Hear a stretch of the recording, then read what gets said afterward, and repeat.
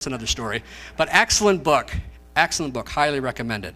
Amen. Maybe one time around again, we may do that in a growth group.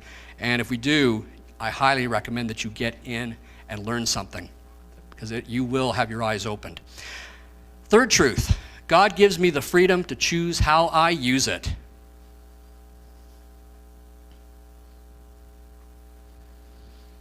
So I want you to sort of see the flow of how things are happening here, okay? Okay, God owns it all. He entrusts me with some. But then he gives me the freedom to choose how I use it. You know, and I think that when you think about it, that's pretty amazing. See, it all belongs to God anyway. So he gives us some, and I mean, he could force us to use what he gives us in a certain way. Instead, God gives us freedom. God gives us freedom. God says, you can waste what I've given to you. Or you can manage it well.